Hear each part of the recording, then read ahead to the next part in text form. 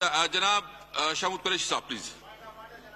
जी जी जनाब शाह मुतकरिश साहब प्लीज आप इनका जवाब उसका तो रिस्पॉन्ड कर लेना। शुक्रिया जनाब स्पीकर। मोहतरम मेंबर जिनका ताल्लुक उकाड़ा से है, उन्होंने आलू के काश्तकार का जिक्र किया और उन्होंने दुरुस्त फरमाया कि इस वक्त आलू का काश्तकार परेशान है। मैं इनकी बात से इत्तफाक करता हूं। आपने निशानदेही जो की है वो सही की है।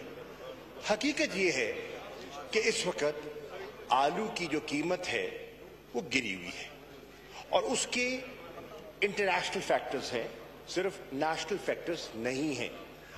आपके इल्म में होगा और आप उसकी तहकीक भी कर सकते हैं कि इस वक्त आपके पड़ोस में हिंदुस्तान में ₹1 किलो आलू बिक रहा है। ₹1 किलो।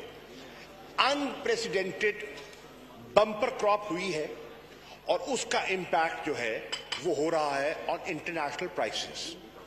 बजा तौर पे ने कहा कि काश्तकार ने जब अपना आलू काश्त किया था उन्हें ये अंदाजा नहीं था और ऑब्वियसली जो वो मामूल के एक्सपेंडिचर्स करते हैं, उसने बीज भी लगाना है, उसने खाद भी देनी है, उसने क्रॉप प्रोटेक्शन के लिए पेस्टिसाइड्स का स्प्रे भी करना है, वीडिसाइड्स भी करनी है और ये कैश इंटेंसिव क्रॉप है।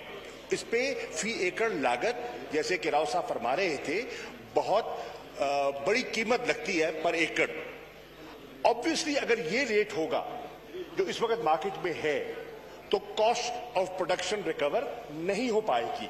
ये एक हकीकत है और अगर नहीं हो पाएगी तो किसान को नुकसान होगा। अब सवाल ये है इसका हल क्या है? इसका हल ये है, पहली बात तो ये है कि हमें कोऑर्डिनेट करना पड़ेगा with the provincial governments, because आपके इल्म में है कि 18वीं तरमीम के बाद एग्रीकल्चर जो है वो प्योरली डिवॉल्व हो गया है to the provinces and it is a provincial subject. Agriculture marketing हो, उसकी मैनेजमेंट हो, असेसमेंट हो, वो अब टोटली प्रोविंशियल है। लेकिन ये आपकी बात ये भी दुरुस्त है कि जहां तक एक्सपोर्ट का ताल्लुक है वो मिनिस्ट्री ऑफ कॉमर्स पे आता है। अब देखना ये है कि अगर हमने इसको एक्सपोर्ट करना है तो इंटरनेशनल प्राइसेस क्या है और फार्मर की कॉस्ट रिकवरी के लिए पर किलो प्राइस क्या होनी चाहिए और ये जो गैप है, ये गैप पूरा कैसे होगा, इस पे मैं समझता हूं कि हमें मिल बैठना चाहिए। ये कोई पार्टीजन इशू नहीं है, ये एक रोजी का मसला है, काश्तकार के मुस्तकबिल का मसला है, उसकी फलाह का मसला है और ये सियासत का मसला नहीं है। आपके पास जायज तजावीज़ हैं, जरूर लाइए। और मैं समझता हूं, मैं मिनिस्टर एग्रीकल्चर की खिदमत में आज इस वक्त मौजूद गालिबन मुझे दिखाई नहीं दे रहे, नहीं है, मैं उनसे भी गुजारिश करूंगा कि वो हमारे साथ मिल बैठे। कॉमर्स मिनिस्टर से भी गुजारिश करूंगा हमारे साथ मिल बैठे और एक कोऑर्डिनेटेड एफर्ट किया जाए जिसमें कॉमर्स, एग्रीकल्चर और प्रोविंशियल गवर्नमेंट्स मिल बैठकर इस पर, और किसान तंजीमें भी हैं, उनकी राय भी ली जा सकती है, इस पर एक लायबल मुरतब किया जाए कि ये जो मसला जो कि हुकूमत का क्रिएटेड नहीं है, it's a demand supply issue, there is a glut in the market और उस ग्लट को हमने डील करना है। इसका हल बेहतर क्या निकाला जा सकता है? तकरीरें बेशक करें, आपका हक है, मैं तस्लीम करता हूं। आप नुमाइंदे हैं, आपने ये पब्लिक इशू को उठाना है, बिल्कुल आपने उठाया है, जायज तौर पे उठाया है, मैं तस्लीम करता हूं। लेकिन अब मैं तजवीज करूंगा कि इसके हल की तरफ हम जाएं। तकरीरें आप 6 और भी कर सकते हैं, आप बेशक कीजिए, मुझे एतराज नहीं है, लेकिन हल की तरफ जाना है और मिल बैठकर करना है और उसमें अपोजिशन के दोस्त भी अपनी आरा शामिल करें, मुस्तफीद होगा। Thank you. अच्छा, मैं एक मैं इस जी कुरैश साहब प्लीज, कुरैश साहब जी जी जी जी जी कुछ मैं देखिए पॉइंट ऑफ ऑर्डर दे रहा हूं, सबको दे रहा हूं, तो आप थोड़ा अपने नंबर का वो करें, इंतजार करें। जी जी जी जनाब स्पीकर, मैं पहले भी अर्ज कर चुका, मैं दोहरा देता हूं, इनकार हरगिज नहीं किया। सुप्रीम कोर्ट का एहतराम था, है और रहेगा। वो चीफ जस्टिस थे, न भी रहे तो फिर भी जो उनके अहकामात थे वो वजनी हैं और उनको वजन मिलना चाहिए। यकीनन बात सिर्फ ये थी कि उसको कहा गया था कि रिटन ऑर्डर आ रहा है और हमने उसको एग्जामिन करने की मोहलत मांगी है, इनकार नहीं किया, मोहलत मांगी है। और उसके बाद आप को इंशाल्लाह हो सकता है जो आप ख्वाहिश कर रहे हैं उस पे आपको आपकी तशरीकी दूर हो जाए, तशरीकी दूर हो जाए, पर एग्जामिन करने का मौका तो दीजिए। अब आपने कहा कि पहले कर लिया, मैं बिल्कुल कहूंगा पहले भी अगर मेरी राय में उजरत से काम नहीं लेना चाहिए था, पहले भी उजरत से काम नहीं लेना चाहिए था और 172 को यकमुश्त मैं समझता हूं मेरी राय में उजरत में नहीं होना चाहिए था, लेकिन हुआ। लेकिन अब भी उजरत का मुजाहरा नहीं करना चाहिए। हम देखिए कानून प्रेसिडेंट रिवायात को जन्म आपने देना है, इस ऐवान में देना है। कानून बनाते आप हैं, कानून की इस्लाह कर सकते हैं, आइन बनाते आप हैं, तरमीम आप कर सकते हैं। तो हमने मिल बैठकर ऐसी रिवायात को जन्म देना है जिसपे बेहतरी आ सके, जिसमें हम माजी में क्या कुछ नहीं होता रहा, माजी में ईसीएल का इस्तेमाल कौन कैसे नहीं करता रहा, वो रिवायत में और उस तारीख में जाने की जरूरत नहीं है, लेकिन आगे बढ़ने की जरूरत है। और आगे बढ़ने का मकसद ये है कि अगर माजी में एक चीज दुरुस्त तौर पर इस्तेमाल नहीं हुई तो मुस्तकबिल में हमें बेहतरी के तौर पर आगे बढ़ना चाहिए और बेहतर प्रेसिडेंट्स क्रिएट करने चाहिए। That is what democracy is all about. और मैं अर्ज करूंगा, कायदे हिज़्ब इख्तिलाफ भी तशरीफ ले आए हैं और इनकी मौजूदगी का फायदा उठाते हुए मैं अर्ज करूंगा कि यहां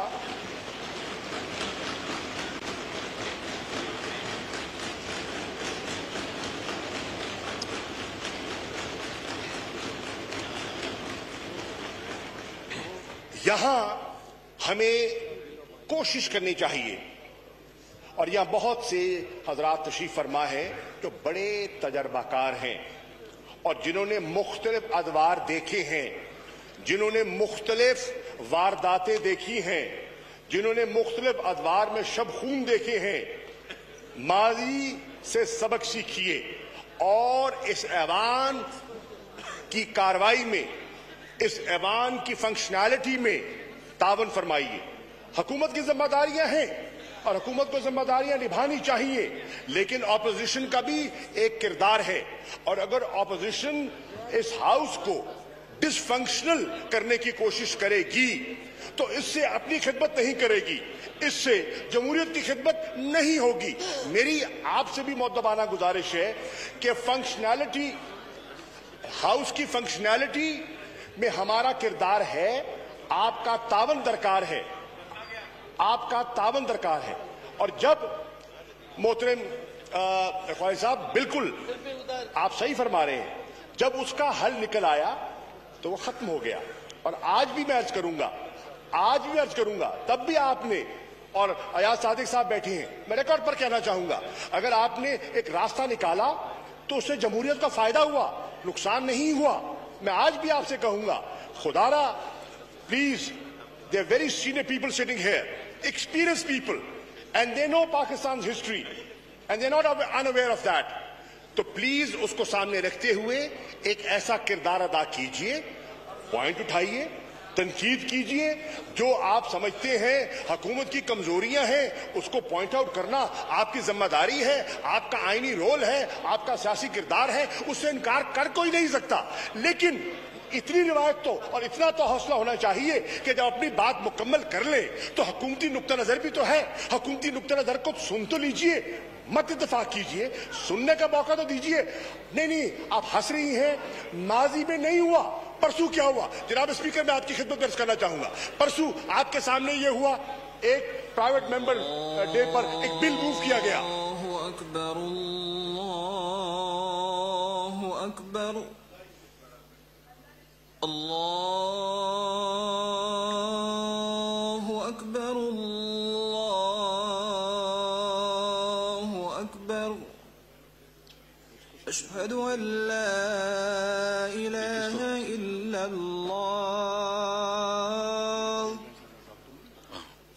अशहदु अन ला इलाहा इल्लल्लाह,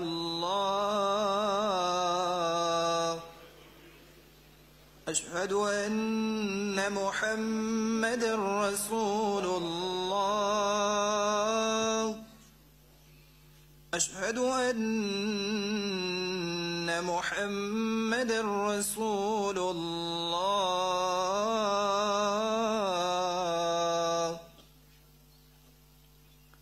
हय्य अला स्सलाह,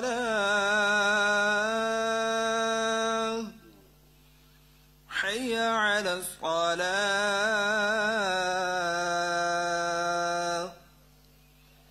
हय्य अला الفلاح,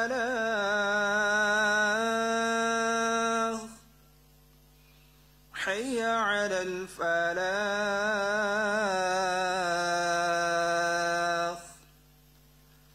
الله أكبر، الله أكبر، لا إله إلا الله. जी शाह साहब प्लीज। जनाब स्पीकर, कि मंगल के रोज प्राइवेट मेंबर्स बिल पेश किया गया, एक मोजेस मेंबर ने बिल पेश किया, उस पर हुकूमत ने एक मौक़िफ़ अख्तियार किया और उस प्राइवेट मेंबर के बिल से इख्तलाफ किया। वोट हुआ, वॉइस वोट हुआ, और वॉइस वोट में आपकी राय में, चेयर की राय में हुकूमत की अक्सरियत थी, लेकिन ऑपोजिशन ने उस पर एतराज किया और कहा कि हमें इसका हेड काउंट चाहिए। बजा तौर पर हक है आपका एतराज करना। हेड काउंट किया गया और हेड काउंट में भी गवर्नमेंट के मौक़िफ़ को तायद हासिल हो गई और गवर्नमेंट के वोट ज्यादा हुए।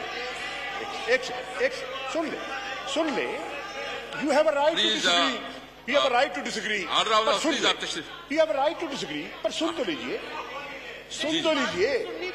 यार बात सुन ले, आप फिर जवाब दीजिएगा, आप बात तो सुन ले। मैं तो मौजूद नहीं था हाउस पे, मैंने जो अखबारात में पढ़ा है और मैंने जो दोस्तों से सुना है, मैं उसकी बात कर रहा हूं। मेजॉरिटी आपको पेश की गई, डिप्टी स्पीकर साहब गालिबन चेयर कर रहे थे और उन्होंने कहा कि मेजॉरिटी ने इस प्राइवेट मेंबर बिल को मुस्तरद कर दिया। अब ऑपोजिशन के मेंबरान ने क्या रवैया अख्तियार किया? वेल में आ गए, एहतजाज करना शुरू कर दिया।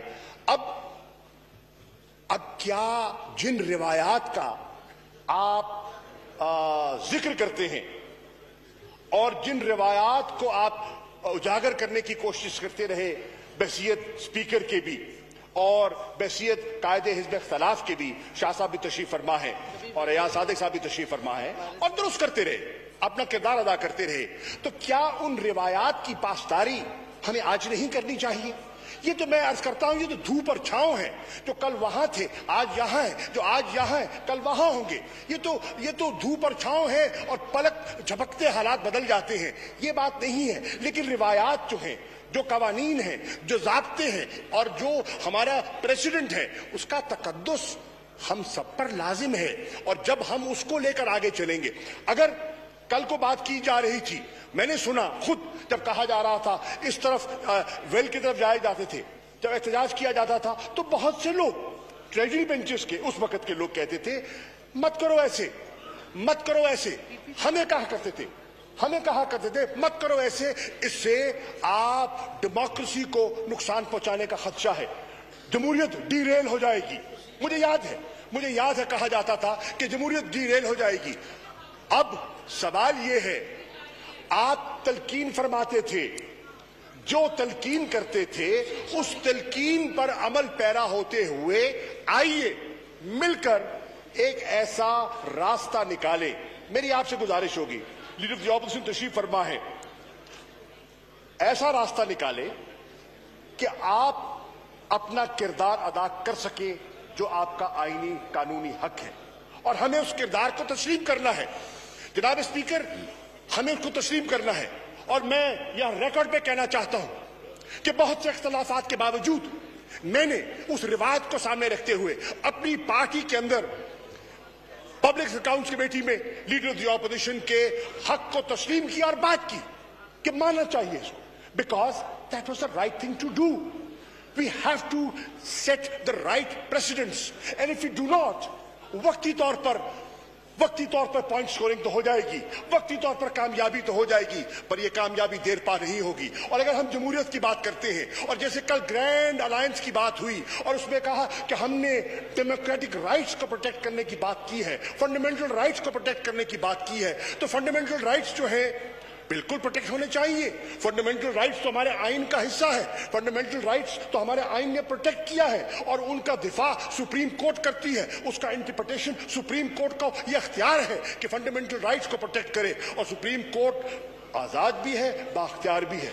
इकोनॉमिक राइट्स की बात की, डेमोक्रेटिक राइट्स की बात की, एक नए चार्टर ऑफ डेमोक्रेसी की बात की जा रही है, तो उस नए चार्टर ऑफ डेमोक्रेसी के अंदर ये सब रिवायात शामिल हैं, हाउस की कार्रवाई उसमें शामिल है, हमारे रवैये शामिल हैं, हमारी बुर्दबारी उसमें शामिल है, हमारा हौसला उसमें शामिल है, हमारा बाहमी एहतराम उसमें शामिल है, तब जमहूरियत की गाड़ी आगे चलेगी। और अगर इस रिवायत को बरकरार न रखा गया तो नुकसान सबका होगा। शुक्रिया। Thank you. कुरैशी साहब प्लीज। जनाब स्पीकर, दो तीन नुक्ते उठाए गए। पहली बात तो मैं रिस्पॉन्ड करना चाहूंगा जो साबिक स्पीकर अयाज सादिक साहब ने नुक्ता उठाया, और मैं और शाजिया मरी साहिबा ने भी किसी हद तक उसकी तायीद की। पहली बात तो मैं इन दोनों से इत्तफाक करता हूं, जो कॉल अटेंशन का इन्होंने नुक्ता उठाया।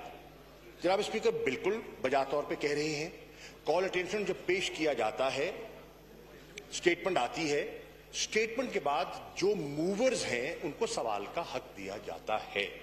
अब उनको मिलना चाहिए था, बजा कह रहे हैं, उनको मिलना चाहिए था। अब हुआ क्या? अब इसमें हमें यहां ऑपोजिशन का भी रोल आ जाता है कि जहां आप हक मांग रहे हैं और आपको हक मिलना चाहिए, वहां ऑपोजिशन को भी आप ही के बहुत से मोजेस मेंबरान पॉइंट ऑफ ऑर्डर पे खड़े हो गए। अब एक चीज नामुकम्मल है, एजेंडे पे चल रही है, जैसे कि स्पीकर साहब, साबका स्पीकर ने कहा आइटम नंबर 3 एजेंडे पे चल रहा है, वो अभी मुकम्मल नहीं हुआ। यहां से बहुत से दोस्त खड़े हो गए पॉइंट ऑफ ऑर्डर्स पर। अब अगर मोजेस मेंबरान अपने पॉइंट ऑफ ऑर्डर का इंतजार कर ले और जो बिजनेस चल रही है उसे मुकम्मल होने दे, तो जो आपने जो पॉइंट उठाया है ये फिर उठता ना। एक नंबर 2, अयाज सादिक साहब ने कहा, और यहां मैं थोड़ा सा इनसे इख्तलाफ करूंगा कि वो वडेरे नहीं है, पर मुझे शक्ल से कोई इतने मजदूर भी दिखाई नहीं दे रहे। ठीक है जी, अल्हम्दुलिल्लाह, अल्लाह का करम है इन पर। ईसीएल की बात की, ऑनरेबल मेंबर ने ईसीएल पे सुप्रीम कोर्ट के चीफ जस्टिस साहब का हवाला दिया कि चीफ जस्टिस साहब ने नाम हटाने का हुक्म सादर किया। नहीं, हुक्म सादर नहीं किया, उन्होंने कहा कि इसको कंसिडर किया जाए। Now that does not mean, सुन लीजिए, अब हो सकता है you might not be satisfied, सुन लीजिए, इसका यह मतलब नहीं है कि हम उनके उस रिकमेंडेशंस को सरफे नजर कर देंगे। हरगिज नहीं। अगर उनका नाम ईसीएल पे नहीं बनता तो नहीं होना चाहिए। सवाल यह है कि जब कैबिनेट में यह मसला लाया गया, कैबिनेट ने इसको कंसिडर किया, तो वहां एक नुक्ता उठाया गया कि अभी तक चीफ जस्टिस साहब ने जो फरमाया है, जो उनके इरशादात हैं, वो हमें जजमेंट, डिटेल जजमेंट नहीं मिली। जबानी अखबारात में छप गया और उनके जो वर्बल इंस्ट्रक्शंस थी वो आ चुकी। जब तक के जजमेंट इन राइटिंग ना आए और उसका मुताला न किया जाए, इस पर एक फैसला लेना, एक पोजीशन लेना माकूल या मुनासिब नहीं होगा। तो इनकार नहीं किया गया, सिर्फ वक्त मांगा गया है कि इसको एग्जामिन करने का मौका दिया जाए और उस एग्जामिनेशन के बाद, और यह भी कहा गया कि उसका एक तरीकाकार है, मिनिस्ट्री ऑफ इंटीरियर में एक कमेटी है, वो उसको एग्जामिन करती है, और वो भी इस गवर्नमेंट ने नहीं, माजी में उसकी एक रिवायत बनी थी, प्रेसिडेंट मौजूद है कि कैसे कंसिडर किया जाता है, ईसीएल पे नाम कैसे डाला जाता है, पहले रिवायत क्या थी, बाद में जब निसार अली खान साहब मिनिस्टर फॉर इंटीरियर थे उन्होंने उसमें कुछ इस्लाह की, वो इस्लाह क्या थी? Yes, we have not rejected that, it is under consideration. Once the detailed judgment has been examined, the government will take a position on that. Ayaz Sadiq साहब, चुप साहब प्लीज, शाहुद कुरैशी साहब जी, ये आप हौसला तक करें, मैं देता हूं आपको मौका। कुरैशी साहब को मौका दे, इसके बाद आप कर लेंगे सादिक साहब जी। शाह कुरैशी साहब प्लीज। शुक्रिया जनाबे स्पीकर। फाजिल मेंबर ने दो नुक्ते उठाए हैं। एक उन्होंने आलू की क्रॉप के बारे में उठाया है और दूसरा नुक्ता उन्होंने बलूचिस्तान के जो वहां कहत की सूरत हाल या जो बारिश न होने की जो इम्प्लीकेशंस हुई हैं उसका जिक्र किया है। यकीनन मैं फॉरेन मिनिस्टर हूं और मैं हर चीज पे इंटरनेशनल फैक्टर्स को जोड़ने की कोशिश नहीं करता, लेकिन आपको अल्लाह ने बहुत इज्जत दी और बड़े मकाम दिए और इस मुल्क के वजीर आजम रह चुके हैं आप। जनाब के इल्म में होगा कि आज की इस ग्लोबल विलेज में इंटरनेशनल प्राइसेस का इंपैक्ट होता है। अगर इंटरनेशनल प्राइस पोटैटो की गिरेगी, आपके गिरदो नवाह आपके पड़ोस में अगर ₹1 किलो आलू हिंदुस्तान में बिक रहा होगा, अगर मार्केट में डिमांड जो से ज्यादा सप्लाई मौजूद होगी तो ऑब्वियसली उसका इंपैक्ट कीमतों पे पड़ेगा। मैंने पहले भी जब मोहतरम राव साहब ने इसका जिक्र किया, मैंने इत्तफाक किया कि ये इशू जेन्युइन इशू है। फार्मर अपनी जगह बजा तौर पर परेशान है, इसमें तो कोई दो राय नहीं है, बजा तौर पर परेशान है क्योंकि कीमतें गिरी हैं, उसका खर्चा हो चुका है, अब उसकी फसल बर्दाश्त होने के करीब है और अब उसकी हार्वेस्टिंग शुरू है। तो हार्वेस्टिंग में जब वो कैलकुलेट करता है जो मार्केट की कीमत है और जो देखता है कि जो उसको उसका कॉस्ट ऑफ प्रोडक्शन है फी एकड़, उससे नुकसान दिखाई दे रहा है, तो वो यकीनन एहतजाज भी करेगा, परेशान भी होगा और हमारी तवज्जो का तालिब भी है। मैंने उनसे ये कहा कि आइए मिल बैठकर इसका कोई रास्ता तलाश करते हैं। आपने फरमाया कि मोहतरमा साहिबा के जमाने में एक क्राइसिस आया था और उन्होंने इंटरवेंशन की थी और खरीदारी की थी, बजा, लेकिन वो जमाना बीत गया और वो आपकी गवर्नमेंट की बात जब आई बाद में, मोहतरमा के बाद जो पीपी की गवर्नमेंट आई, उसमें एक इदारा हुआ करता था, एमसॉल उसका नाम था, वो एमसॉल खत्म कर दिया गया।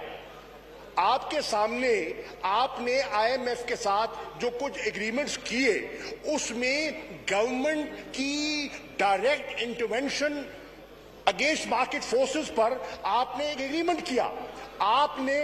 आपने जो एग्रीकल्चरल इनपुट्स हैं उन पर जनरल सेल्स टैक्स, जो आज कॉस्ट ऑफ प्रोडक्शन की बात की जा रही है, आइए देख लेते हैं किस सन में एग्रीकल्चर इनपुट्स पर जनरल सेल्स टैक्स नाफिज किया गया।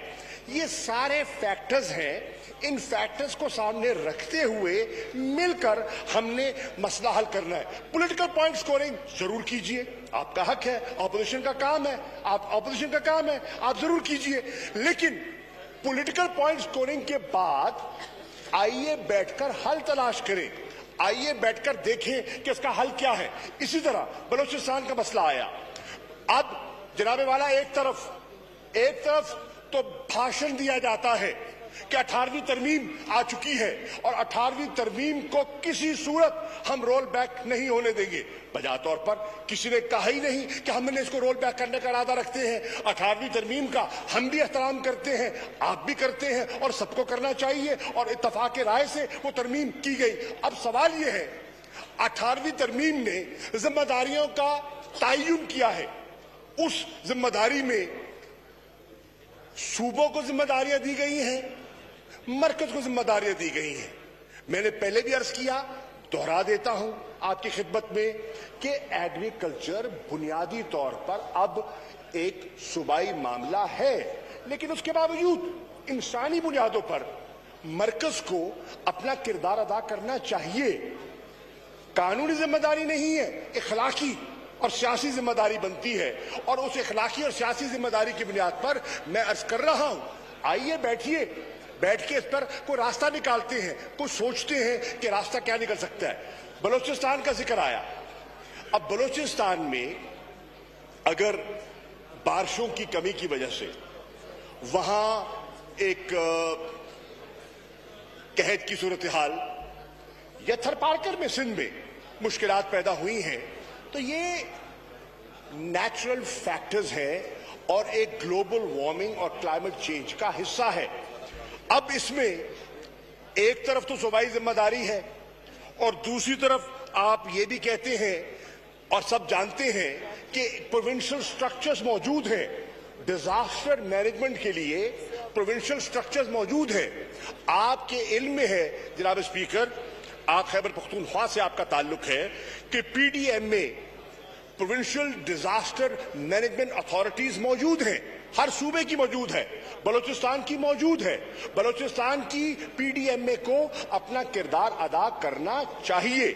अब अगर उनको फेडरल गवर्नमेंट से असिस्टेंस चाहिए तो जैसे फाजिल वजीर ने कहा, तो वो फिर बताएं कि उनकी जरूरियात क्या है और किस तरह प्रोविंशियल गवर्नमेंट की असिस्टेंस के लिए फेडरल गवर्नमेंट और एनडीएम में उनकी मदद के लिए वहां आ सकती है। पर बुनियादी तौर पर यह जिम्मेदारी प्रोविंशियल गवर्नमेंट की है। इसके साथ साथ मैं ये भी कहता चलूं, हम जब जिम्मेदारियों की बात करते हैं, एक और चीज मैं हाउस की इत्तला के लिए अर्ज कर दूं, इस वक्त under the 7th national finance commission award which took place under the last PPP government, 57% of the resources of the federation are being given to the provinces. This is a factual position. 57% of the revenue that is generated is going to the provinces. Now that's the bulk of your revenue. अब अगर revenue का bulk आप ले रहे हैं तो obviously आपको responsibilities और आपकी जो ऑब्लिगेशन है, जो आपकी कॉन्स्टिट्यूशनल ऑब्लिगेशन है, जो आपकी पीपल्स ऑब्लिगेशन है, उसको भी आपको शोल्डर करना चाहिए और करना पड़ता है। Let us sit together and find a solution. Let us find a way out. How can we help Balochistan? और बलूचिस्तान को हेल्प करना चाहेंगे हम। हाँ, हम काश्तकार को हेल्प करना चाहते हैं। किस तरह हेल्प करें?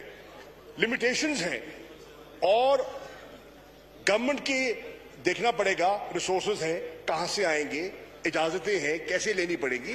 बैठ के बात करें। हम तैयार हैं, खुले दिल से बात करने के तैयार हैं। शुक्रिया। आयाज सादिक साहब।